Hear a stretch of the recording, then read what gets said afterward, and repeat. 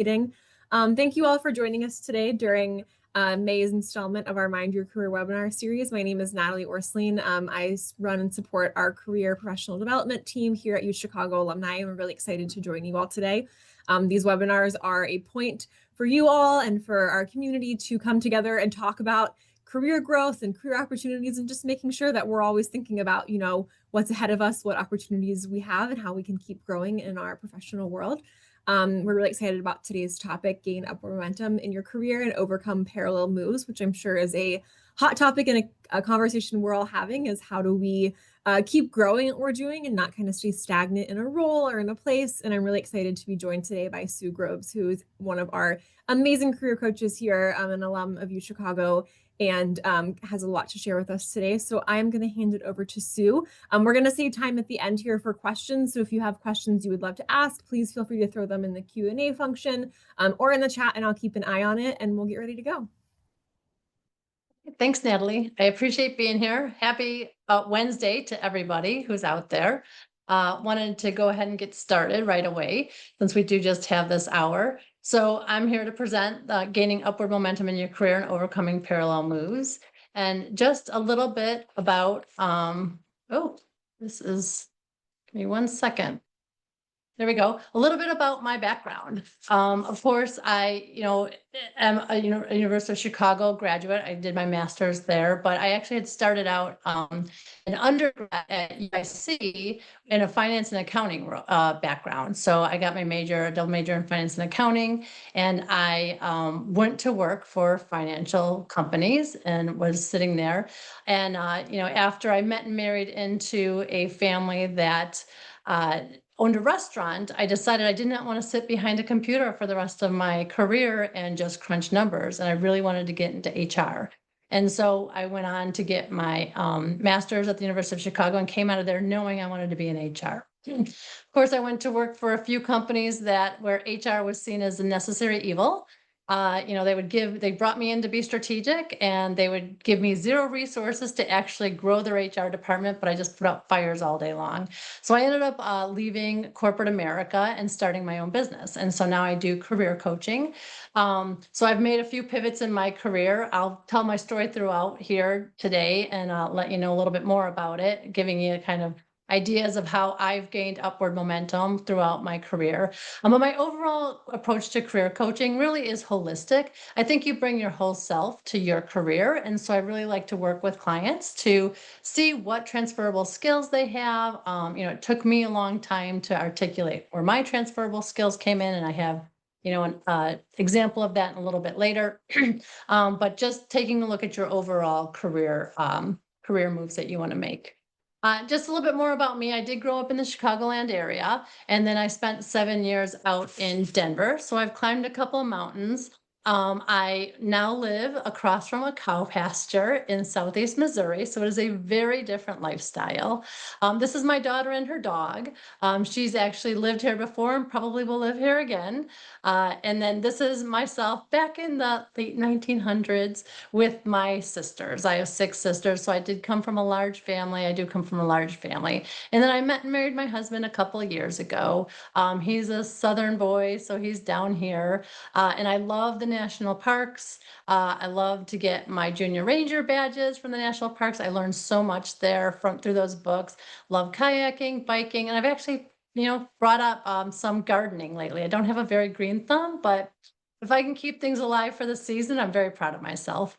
Again, I'm a CPA through my finance background, and then I became a PHR through the HR background, and my schooling is from UIC and then Chicago Booth.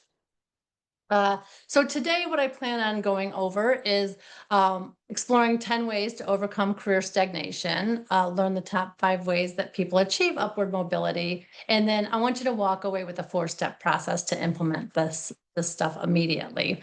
And I think we'll see a couple themes that ribbon throughout this entire concept throughout. And so you'll see a lot of repetition, some repetition, but hitting it hard and bringing it home, I think, is very important, because these are the things that are important in getting this going for your career. And I know there's so many challenges. So one thing that I want to talk about is what even is upward mobility? And it's the experience of moving up into a more privileged economic position, or in this case, a higher role. And why do we want to do this? It's important because then we get more favorable economic positions and we also get more responsibility and authority. I think most of us do want to see our career path progression going in the upward momentum. So, as we do that, I think this is where we want to be. Um, I do want to talk about some myths that could be holding you back. And I won't touch on all of these, but I will touch on a few of them. And if we want to, talk about them afterwards in the question and answers, I'm more than happy to come back to this. But a lot of people think that hard work alone guarantees promotion. And, if you're not proactively communicating your achievements, building relationships, aligning your efforts with the strategic goals of the company, you can't just put your head down and move forward. You have to be your own advocate and you have to be out talking to people. Another myth is that loyalty is rewarded with advancement. Long gone are the days where people can spend decades at one company. That is very, very rare these days. And that doesn't necessarily mean upward advancement. You might want to strategically move to other organizations as one way that you can gain upward momentum. And this one we won't touch on now, but there's another myth that you need to meet every single qualification to apply to a job and even to apply for that promotion within your organization. People say if you meet 60 to 70%, and women have a harder time with this. Women want upwards of 75 to 80% before they'll apply. So, we need to get out there and really step outside of our comfort zone. But you don't need to meet every single qualification for the role. Companies are more than happy to help get you into those qualifications and train you on that. What they're really looking for is potential, adaptability, and culture fit. Culture fit is huge. So if you've already been in the organization and they know you're a culture fit, then you can definitely, have a lot about more priority for getting into those roles. Um, your major or initial job defines your career path. Especially people coming out of school right now, or if you've just done a program. I heard a statistic back when I started my business almost a decade ago, and at the time they said that the average college graduate would hold 7 careers in their lifetime, not 7 jobs, 7 careers. And if you think about it, things that exist today may not exist in the future, and things that don't exist definitely can exist right in the future. So look at robots, right? Or even AI. Look, AI didn't exist as it does 15 years ago. So those are definitely things that you have to consider when looking at other roles. um, and then one more, networking is for introverts or when you need a job, right? So everybody can network. I actually have a couple slides. There's a lot of questions, and thank you all for your questions and wanting to know what you wanted to learn out of this. It really helped me guide this a little bit. So networking is big, and of course it goes with being able to articulate what you can do and where you can find opportunities. So I actually did work a couple slides about networking into this at the end. Couple more myths. Following your passion is the only path to fulfillment. Um, your grades or degrees alone guarantee success. And while they can open doors, it's definitely not a guarantee to success. Again, practical experience, problem solving skills, emotional intelligence, continuous learning, all that type of stuff is going to go into you being able to get that upward momentum in your career. And then there's just a couple more here I wasn't going to touch on in detail. Taking risks is too dangerous, or success is all about external achievements. Of course, it's not all about salary and title always. Sometimes you want depth of knowledge versus breadth of knowledge. And so gaining, more to your background is always helpful as well. So now that we know the myths holding you back, let's jump into how to overcome career stagnation. And here's 10 ways to overcome that. And so just stepping outside of your comfort zone, you do get that role. And now think about what you want next and think about what's going to be able to get you there. And a lot of times we're in that role, we know we fit there, but how can we get to that next level? So definitely stepping outside of your comfort zone is something you can consider. Setting clear goals. Discover your focus. A lot of people, will ask, oh, I need a job. And it's easy to say I need a job, right? But what type of job are you looking for? What type of role are you looking for? What do you want to achieve? So knowing what you want, I find that people are more than happy to help other people, but they don't know how to help other people. So you really do need to be able to articulate, what are you looking for? What are you, where are your goals set? What do you need to achieve? And then give that information to people because they'll help you. You just need to let them know how to help you. The next way is just figure out what you can do. Again, figure out where can you raise your hand? Where can you ask to be put on a project? Figuring out those different things that are going to help you gain this momentum, and those skill sets are definitely helpful. And that comes with, raising your hand to acquire new skills. And then number 5 for this 10-step process is actively fix problems. So don't just come with problems, right? Actually come with solutions.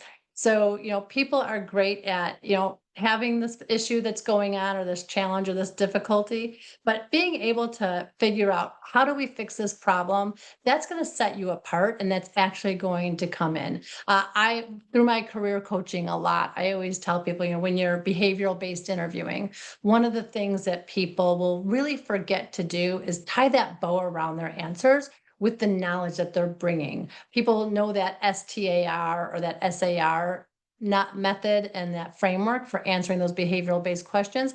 But I always tell people add in that L for learnings, because what you're really being hired for is your knowledge, your wisdom, what you bring to the role, what impact can you have. So tie that bow around those answers and when you're interviewing for things. And I think that's always a really great way to differentiate yourself from other candidates. And then, of course, we're going to go back to this big thing, network like crazy. It really is important to network. They say upwards of 85% of roles are found through networking. So, really being out there, letting people know what you're looking for, being specific in your asks, all those things are fantastic ways. And I will let you know midway through this one, I will give you guys these slides. I put a lot more on my slides than normal because I'll just give you the slides for your records and for your files as well. Um, uh, Number 7, set yourself up with a schedule. People who schedule things, you've heard this age old, if you have it on your calendar, it'll probably get done. Even the white space, like figure out how you're going to use that white space. So set up a schedule for yourself. It's crucial to gain momentum and keep yourself on track. I like to set weekly goals and then I like to set daily goals and then get myself to those weekly goals through the daily goals.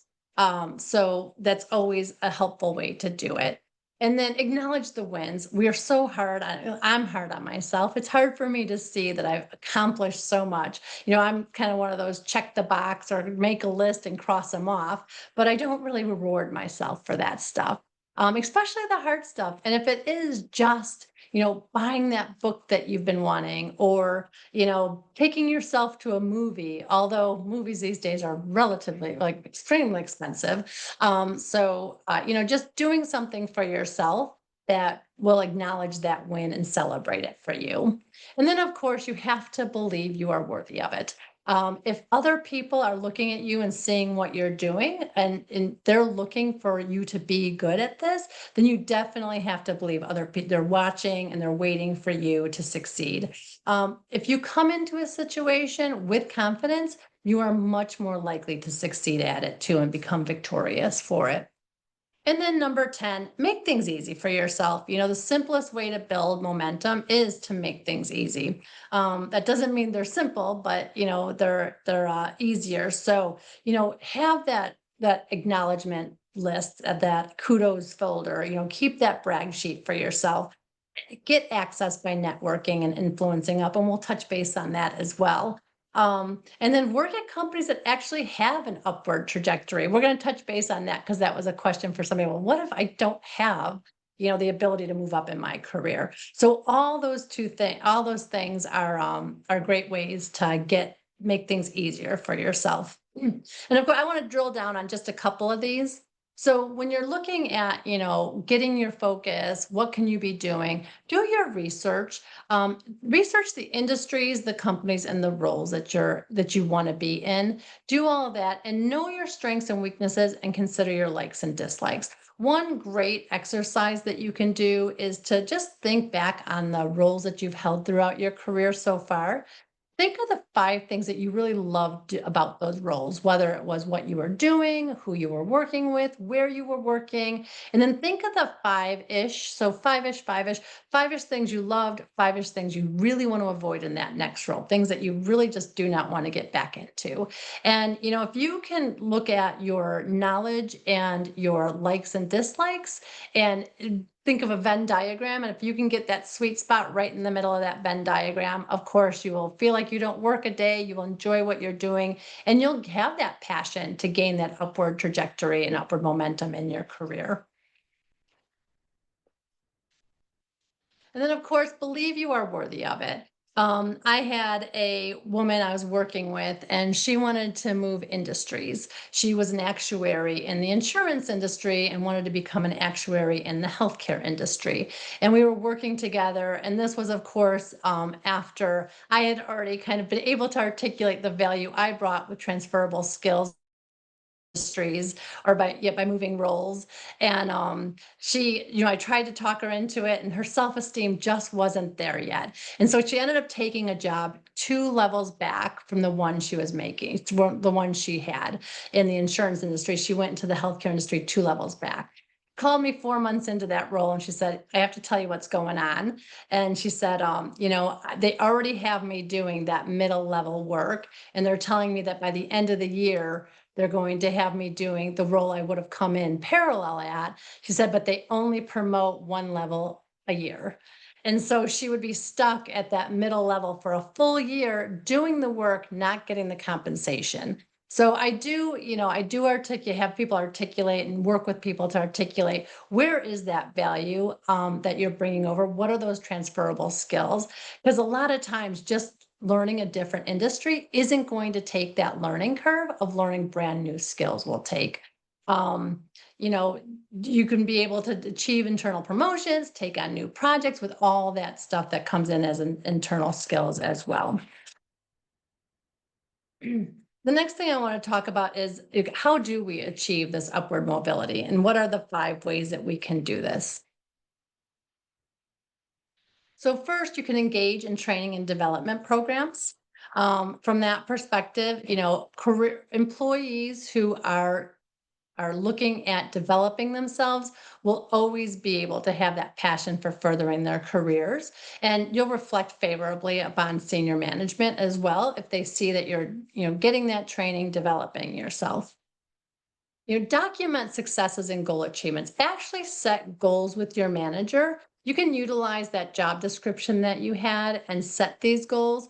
One thing that I want to make sure that people do always is when you get that goal set, ask yourself, how will I know I've achieved this? Or the question is, have I achieved this goal? And if you can say yes to that question, then you know you've set that goal up correctly because you need to be able to tell that you've actually achieved it in order to make sure it's done. So when you do set the goals up, make sure you're using that SMART goal model and you're utilizing all of that. And also keep your performance evaluations going forward. So many people let these go. They leave them on the company computers. These are fantastic things to work with. I just had a client the other day tell me that she went back and looked at 10 years worth of performance evaluations and that it really gave her that reminder that she did a lot in her career and she was able to go into an interview with the confidence that she had done a lot and had impact and results and really was able to accomplish a lot. So those are great things to keep in your wheelhouse for yourself. And cultivate a growth mindset. Individuals who believe that talent and skills can be developed, they will definitely be more likely to achieve more, and which will result in more success. And so you have that mindset that hard work, collaboration, well thought out strategies, all of that stuff is growth mindset, and so that you can just move into those next roles with that as well. And then, of course, you have to get noticed. So being, articulating your value, being able to speak up, and then, be able to show that you're the go-to person, and you're taking on more. And lastly, sometimes it's just not possible to do this where you are. So, maybe potentially leaving for another job is truly the best option that you have. And like I said, we'll talk about what if that's the possibility a little bit later in this presentation. And then I've heard that if you can answer yes to 3 questions, when it's appropriate, you need to be able to answer yes to 3 questions in order to ask for that raise, that bonus, or that promotion. And the first question is, have you been at that job or in that role for the amount of time required? So either since you've been hired or since the last promotion, raise, or bonus, have you been there the way that the company would want you to be there for the amount of time that their processes um, are want to be. And then have you taken on new responsibilities since that time? And then have you been exceeding expectations rather than just meeting them? And if you can answer yes to all 3 of those questions, then go ahead and have that discussion, but don't wait until the time that these are being announced to have that discussion, because most companies decide this stuff 3 to 4 months in advance of actually telling people about it. So you want to be in the budgeting framework. You don't want to be in just the announcement framework. Prepare a brag sheet or a kudo folder. Be able to showcase your accomplishments and results. Keep thank yous. Keep anything that people are sending your way, saying that they appreciate how much time you've spent on their project or how you've worked with them. All that type of stuff is really important. And I love this little gem. Studies show that you should ask on a Thursday, that bosses tend to be most flexible and accommodating on Thursdays, with Friday being a close second. So if you can coordinate that, go ahead and get that in on a Thursday. And then if you're sitting on this webinar as somebody who does hiring and somebody who's working within the company that can help with upward mobility and momentum in somebody's career, I just wanted to throw this slide in because I think that's important. So many companies can just do just slightly different things to make this great for their employees. So create good job descriptions, right? They matter. People know what they're striving and trying to achieve. They can actually build that plan around there and support your engaged employees. Have that growth culture. Have the ability for them to actually move forward. Show that you're interested in their development and growth. Expand mobility opportunities. So, maybe they can shadow people. Maybe there's a transparent succession planning in your organization and people know what's available to them. And of course, help them address any gaps or barriers. So provide training, those projects that you can do, help them set goals so that they know that what they're looking for. I think it's very important to have it come from the opposite side as much as it comes from the employee side. And then this actually came across as a question from somebody who was signing up for this. And I thought, oh, this is really a great example of, what is the Peter principle? And how do you overcome it? And so the Peter principle just suggests that employees get promoted because they've done a very good job. They've been successful where they are. And then they'll finally reach a level where they just don't have the competence to move any further. And a great example of this is somebody in sales. They excel at sales. They're wonderful. They have, they meet their sales quota. They go above and beyond every year in their sales quota. So the company's ready to make them a sales manager. Well, then they flounder. They just do not have the skill sets to be a manager. They they don't understand that they are more of a doer versus a leadership person.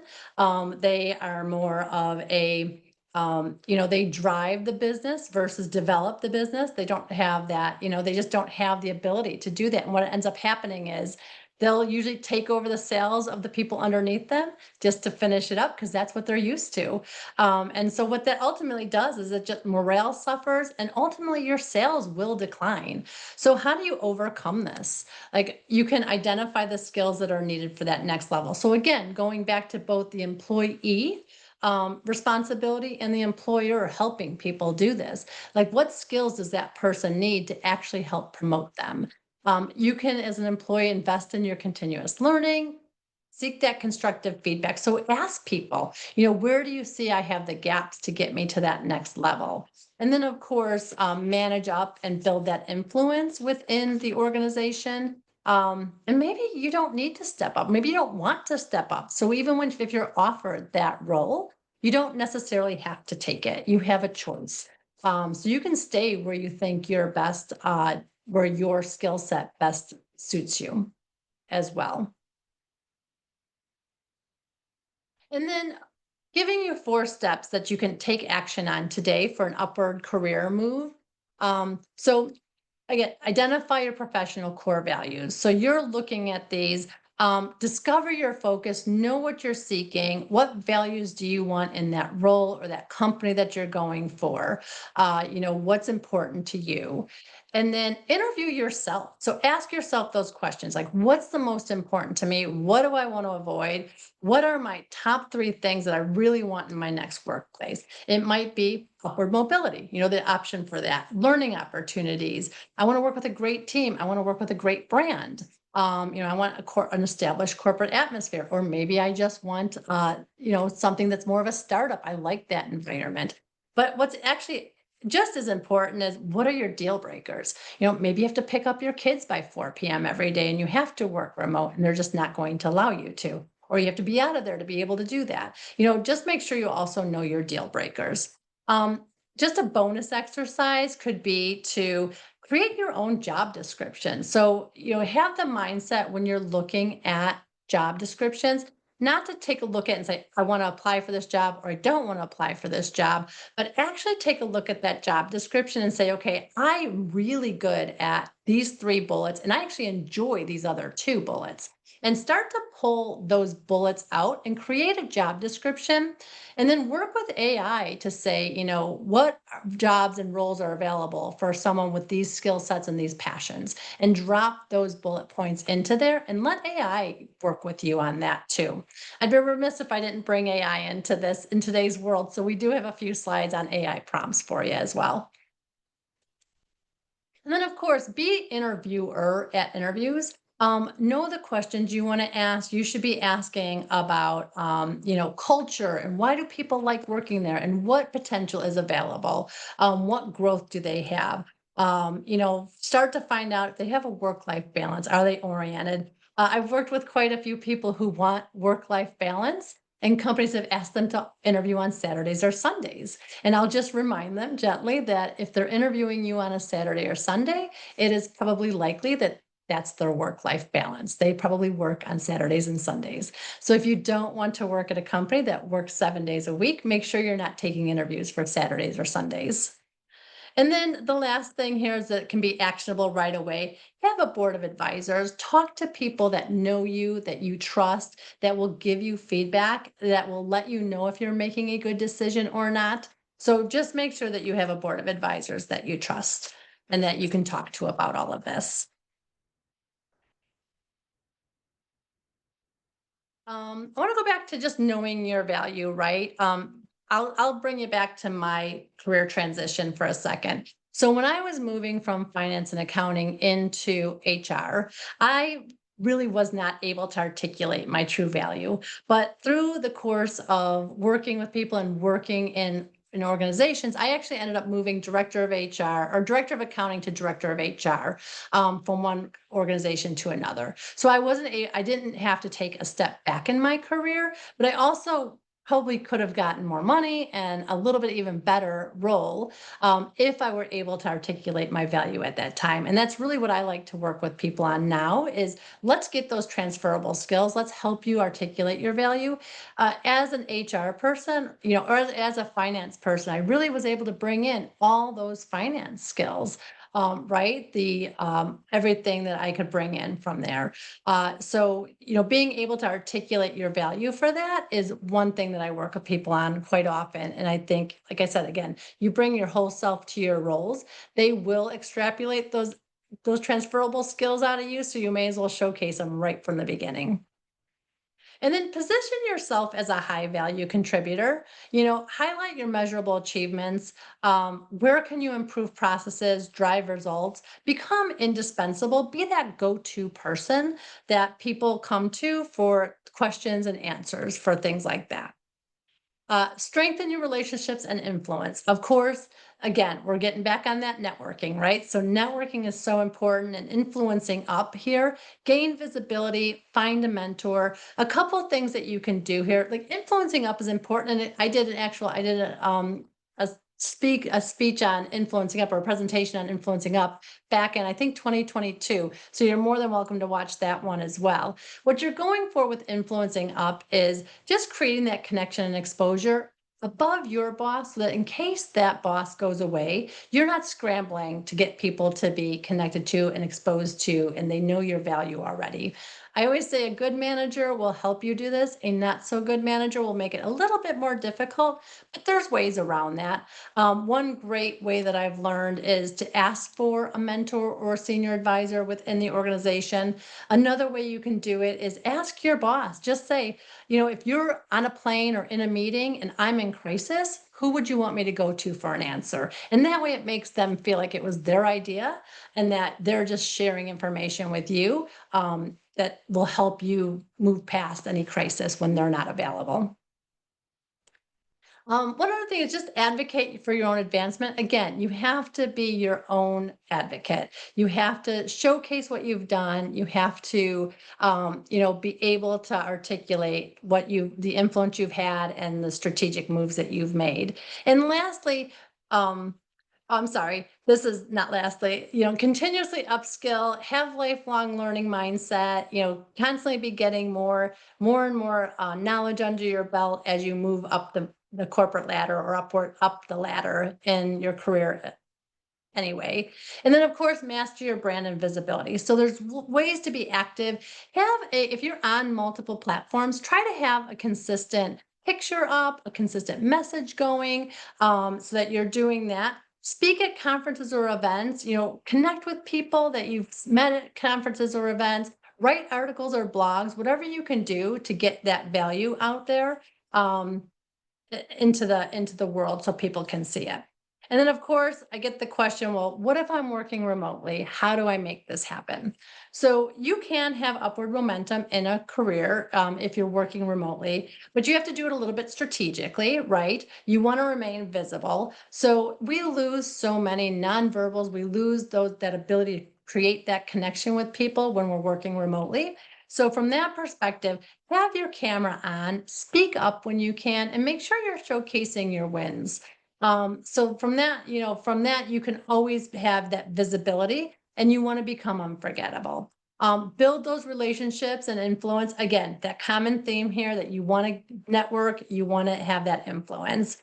Master the art of self advocacy. You can negotiate titles. So maybe you're in a role, but you can negotiate a higher title. That's always a possibility. And then, just ask and gain clarity on what you need to get that next upward opportunity and how you can prepare for it.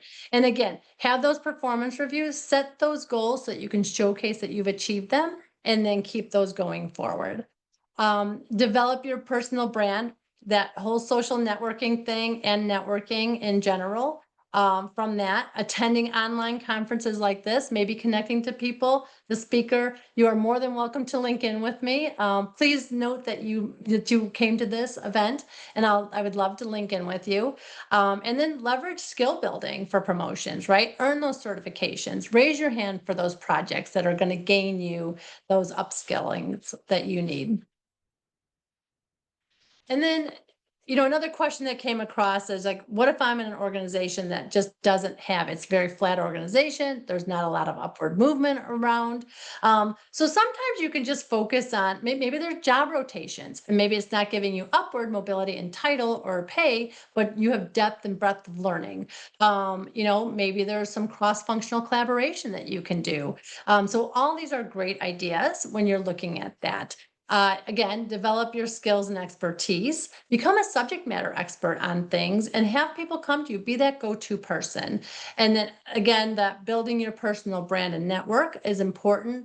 just in if whether you're in somewhere that has big movement or if you don't have big movement. So a lot of these themes run through regardless of your situation.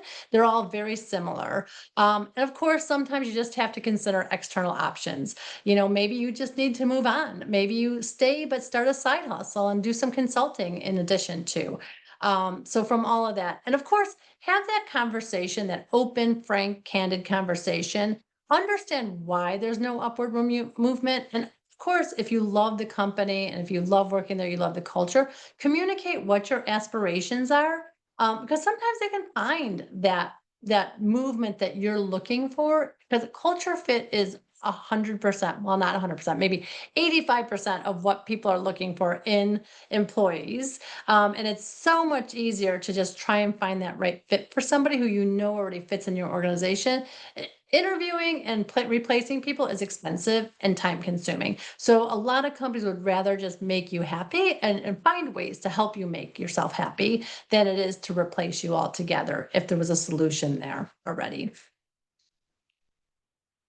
And then another question that came across was, how do I showcase a career sabbatical? Or what if I've been away from the workforce for a long time? This slide I actually put together as if somebody were helping an elderly parent.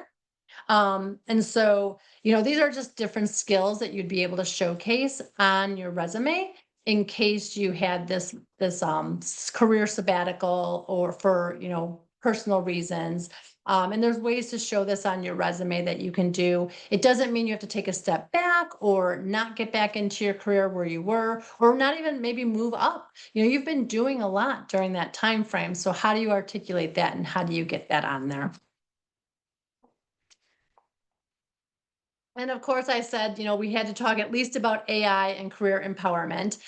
In today's world, you'd be remiss not mentioning AI prompts when you're talking about anything, especially career related. So I put together, and like I said, you guys can have these slides. I put together 4 slides of just some prompts that you can use. So here's some self-reflection and strategy prompts, and I'll give you just a second to look through those.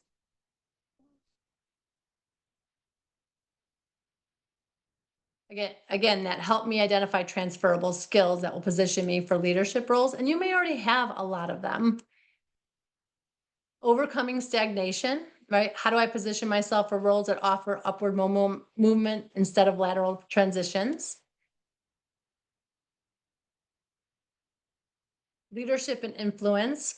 So just again, some prompts that you can use on whatever your preferred AI platform is to get yourself some answers. And a lot of times what you can do, like I mentioned before, you can drop that those bullet points in. You can drop your resume in and say, what leadership, given my current resume, I would caution not to put your name and address and anything like confidential on there, but put the meat in there and say, given this resume, what leadership skills should I develop to move into executive roles or whatever role you're seeking? And then some tactical moves and negotiations. I like the help me craft a pitch to negotiate a promotion. I liked that one. And then I did say that we would talk a little bit. Oh, here's just confirmation. One more source that I found that just showcases that again, these steps are very similar.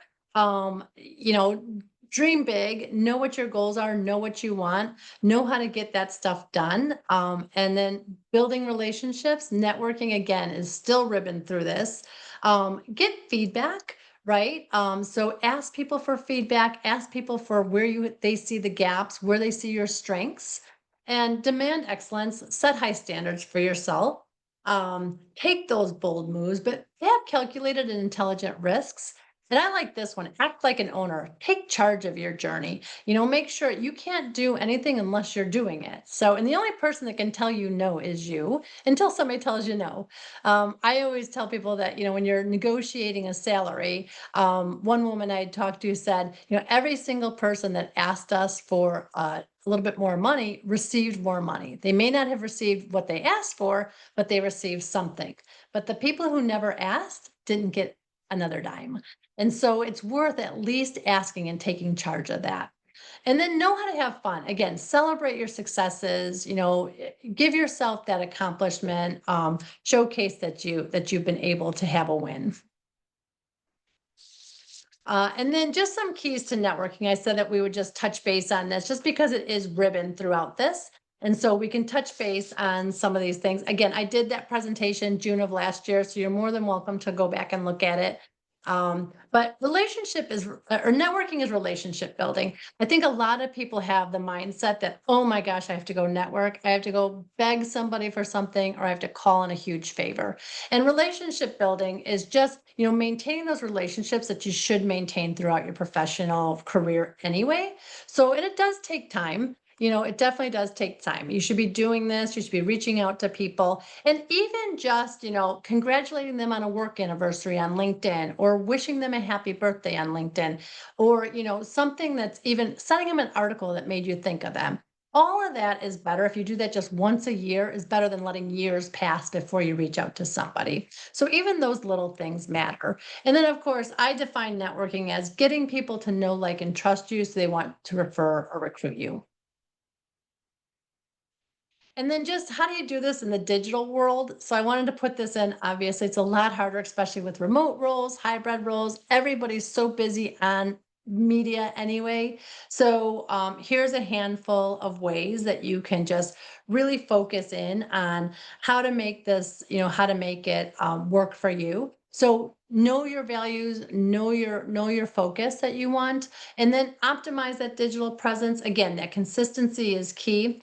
And show, just don't tell. I like this one. I actually have a very good friend who does real estate, and she really saw a boom in her business when she started incorporating her personal life into her reels and her media presence. She brought her two small kids in. They do funny videos with her. She's got this dog that loves hangers. He constantly has a hanger. He will take the shirt off of the hanger and take the hanger out of her closet.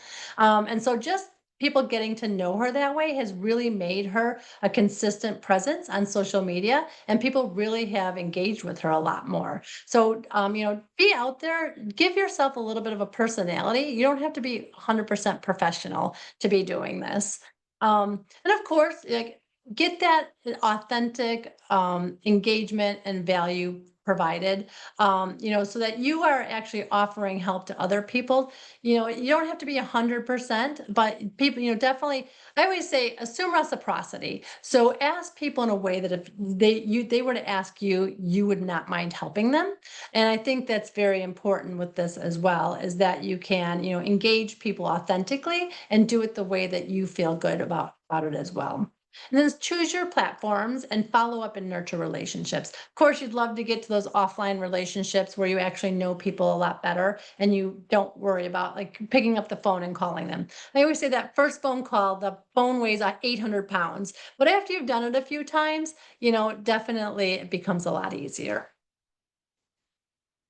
And just a couple important notes, like, be your own advocate. You do have to stay on people's radars. If they don't hear from you, they might think maybe you got that promotion. Maybe you're happy in your job. Maybe you went out and discovered that, oh, it's not too bad where I am today. And you've decided to take a step back or just not pursue it at this moment. So if they're not hearing from you and if you're not being your own advocate, then you're not going to get the results that you're looking for. And then just some takeaways from today's presentation. Know what you want, and then determine what you need to get there and go get it. Cultivate and maintain the network, because that is really, really important across the board, and believe you are worth it. And I hope, like I said, I'm more than happy to have conversations with people. If you want to have a conversation, if I could help you, if you think I could help you in your career development, I'm more than happy for that, but we can open it up to questions. Thank you so much, Sue. This was great. I'm really excited to keep the conversation going in the next few minutes with some questions. If you all have any, please feel free to submit them in the Q&A section or in the chat. I'll keep an eye on both, but I thought I'd start with a couple that were submitted beforehand. I think one question a lot of people have, and especially in this new hybrid world that we're working with, is how do you continue to sort of advocate for yourself and show up as a good team member, as someone who maybe you're virtual or not always in person, and it's hard to make those one-to-one connections when you're not always in the same office, in the same room together? Yeah, a couple things that have been helpful for me. I actually work with an organization part time, and we have just a coaching cohort. So we've tried to create a buddy group.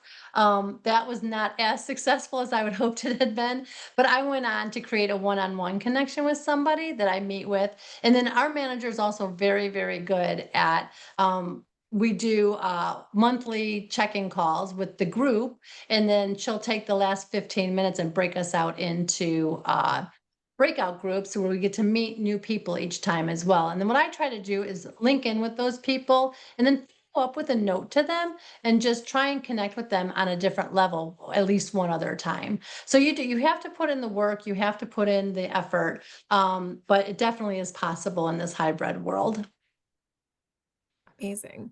I think another question that we had come in that was about sort of how do you advocate for yourself to get resources to continue to grow in your career? I think you talked a little bit about, sometimes you hit a point where there's some skill building that needs to be done and some knowledge building that needs to be done, but sometimes you want that to come from support from your office and support from your team. How do you ask the right questions or ask for the right support and ensure that you can, get what you need from your team? Yeah, definitely. So, I would say know what you're looking for, right? If you don't really know what you're looking for, it's hard to know what you need. So, if you know the skill gap that you're facing, see where your management can help you build that skill gap. See resources are would be helpful for you. Everything like that. If and again, you have to be your own advocate. You have to do a little bit of that. That research and knowing what you do, what you where your needs are in order to get those fulfilled. Amazing. Yeah. I think there's a question here about someone who works for an organization that loves to give experiences to help you grow, but that doesn't always translate directly into a promotion in position or Yeah. finances, which I think is a theme that a lot of people can relate to. So they love the work, but how can they position themselves to take on an actual formal growth in their position? Or is the sign that, you know what, this growth is never going to happen and it's time to leave? Yeah, I think there's definitely probably the balance between those 2 right there. You really have to start to think about it. I'm a big advocate. Go out and interview at places, even if you don't think you want to leave your job.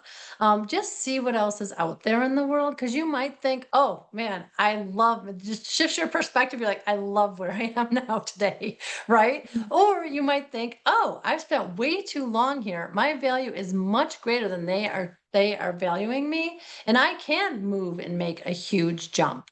From that perspective. And you do go ahead. There was one slide in there that said, you do have to ask those questions. Ask the why behind why there's not career growth. You have to be skillful and a little bit cautious in how you ask this, but show and articulate that you are ready to make these moves and ask your manager, how can they help you get there?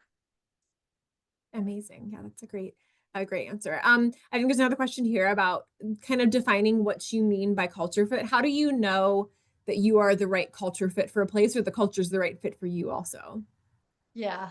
So you'll do your research, right? A lot of companies now will actually list values and mission and, all that type of stuff on their company websites. So you can do that. You can have informational interviews with people. A lot of people, use your network to do informational interviews. A lot of times, like getting those referrals into companies. If you get a referral into companies, a lot of times you'll know you're a culture fit because people won't refer people that aren't a culture fit. Although I am Mm. working with one client and he's being recruited to come to a company that is in the man's words an SHIT show. And he wants him to come on. He's like, it's horrible here, but you can help me fix it. so and so, you have to be careful with that too. People will be honest with you if you ask the right questions. And I love the question, if you're interviewing with somebody and you're not quite sure how they fit into the interview process, a lot of people will just be part of the interview process because they've been at the company for so long. One time back in my earlier career days, I was interviewing with a gentleman and I said, well, how would our roles interact? And he said, well, we really won't. I'm just part of the interview process. So my very next question to him was, well, why do you love this company? What makes you come back every morning? He said, well, 10 years ago, it was a very different company, and it's not quite as good to work for today. And I thought Mm. just by clearing with him that he'd never see me again, potentially, he gave me such an honest answer about their culture and where the company was going that I was like, all right, thank you. And that was about it. So ask the right questions. Again, use AI. Like, what questions should I be asking to make sure this company is a culture fit for me?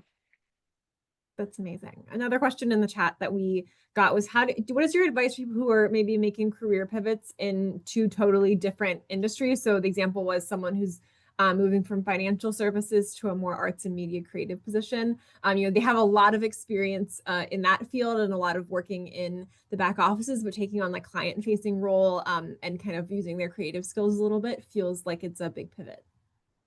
Yeah, definitely. And I was there right there with you. Finance and accounting did not really align with me for HR in any way, shape, or form at the beginning.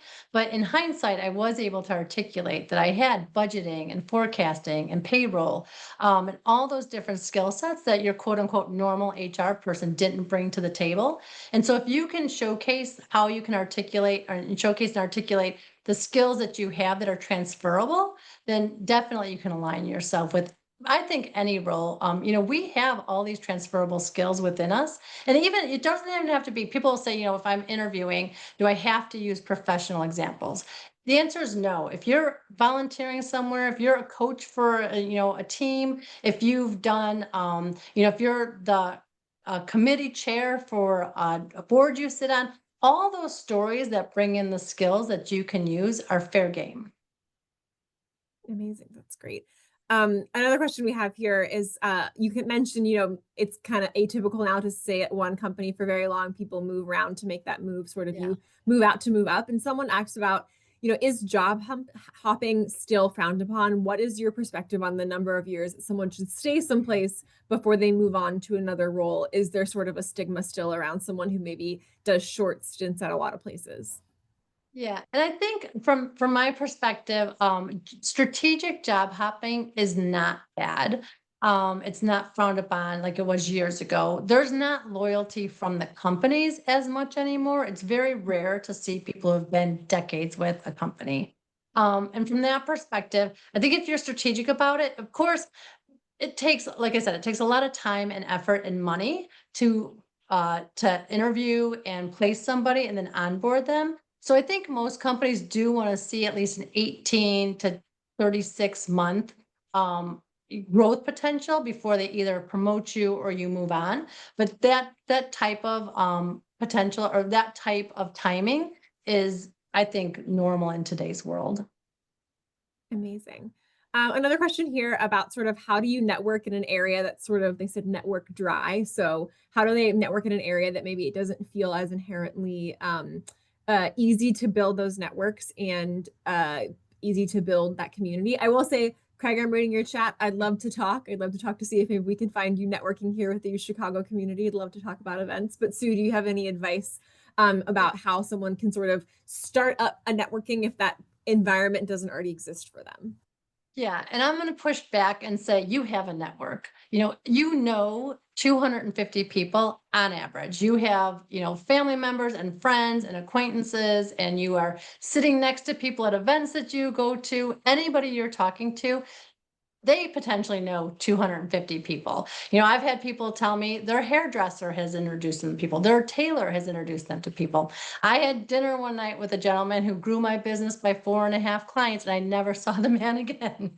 So any conversation, if you're being open, honest, and authentic and telling people what you need, interview, like, you just be out talking to people, letting people know what you're doing, what you're looking for. They have friends and family and people that are complaining to them that they're overworked and understaffed and they need help.